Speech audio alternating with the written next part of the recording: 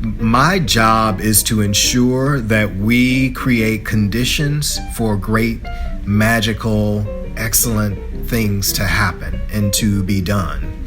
And so I spend a lot of time ensuring that I'm building up the folks around me.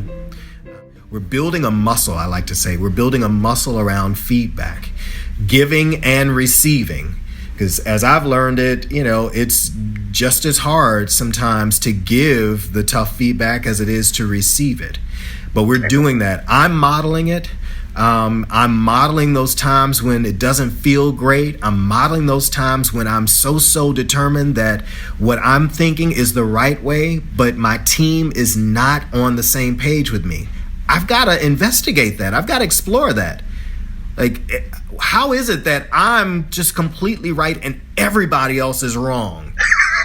How is that possible? Right? I mean, it's possible, but is it likely that everybody else is wrong? So let's explore this. This is why I think as I do. This is why I believe what I do. Help me understand what I'm missing. And so quite frequently, and if not in every meeting, what I'll say to team members is, one, I'll ask a question or pose a direction or a pathway, and then ask for feedback and not move on until I've gotten it, and then do some cold calling. Or I'll say, poke holes in this. What am I missing?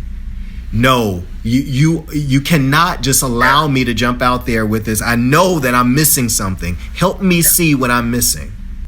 And did it take a while before people believed you? Yeah. Because this is not the way, this is not not what a lot of leaders ask for. And more to the point, it took a while before they would even say, listen, Dr. Green, this isn't how we have operated.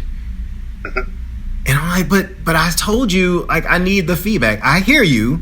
And what we've experienced for many of us, our entire careers, is that when you disagree or oppose the person, who's supposed to be leading, then that puts you in danger.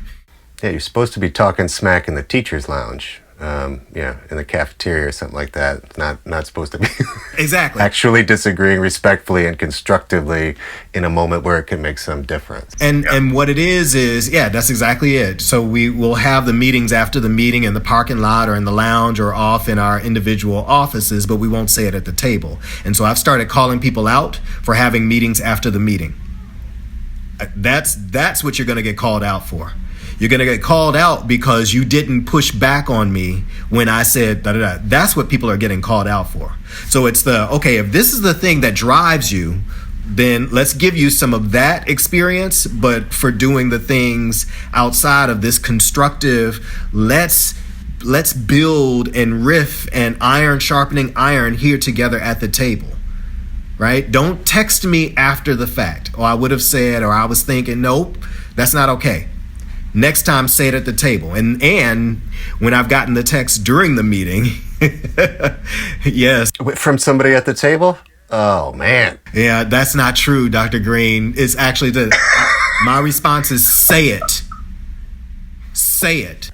Do you text them back? Yes. Yes. Text them back. Say it. Okay. I absolutely do. Funny.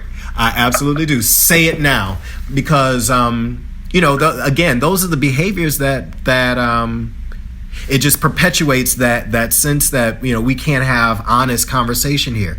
We're okay. Our relationships will survive this. Your employment will survive this. Let me show you. I know that you had some strong feelings about X. Say it now.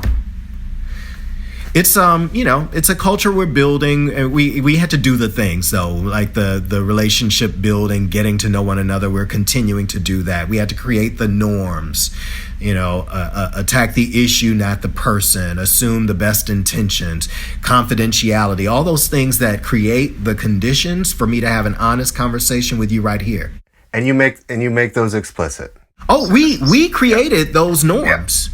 We as a team created those norms from the beginning. Right. And every year we re-up. Okay, these were the norms that we had last year. Do these still make sense? And people will say, hey, you know, I'm gonna be vulnerable now, and da da da da. It's like, okay. And then when you do it, like, people are celebrating you and whatnot. So you were being vulnerable. Okay, well, let's have more and more of this vulnerability. That's critical for any kind of team that hopes to be productive. And I advise, you know, teachers to do it with students, you know, to create those things together. And so it creates a much different environment, you know, in classes. Just to draw an analogy for a second. Much different environment to develop those things together, rather than, like, you know, have the students roll in and you hand them a sheet of paper, point to something on the wall and say, this is the way that it's going in here. Right. One last thought on that is, I also have become pretty disciplined about coming back around to apologize for something or naming something that I got wrong. Okay. Again, because I want to debunk this belief that the positional leader has all the knowledge and, you know, is always going to get it right. So I've got to debunk that. And I very intentionally, when we're talking about, I don't know, high school schedules, I very intentionally position the leader in that discussion as the person who does that work. The assistant superintendent for high schools, like, you've got to lead this conversation because I'm out of my depth. Please lead us through this. And not because you've got all the knowledge, but because you have more of the knowledge, intimate knowledge and experience than most of us at this table. And so, you know, pulling myself back from that, you know, not only positional leadership, but leadership in this discussion to position others to lead us out, I think is another thing that's allowing people to see themselves as, no, we're equals in this discussion. We're equals in this discussion, and your ideas and your beliefs and your experiences have got to show up at the table, or we're not getting the full benefit of who you are as a professional, as an educator. You're holding back on us, and therefore our decision making and the pathways that we take are likely not going to be the best because we don't have the full benefit of all that you could bring.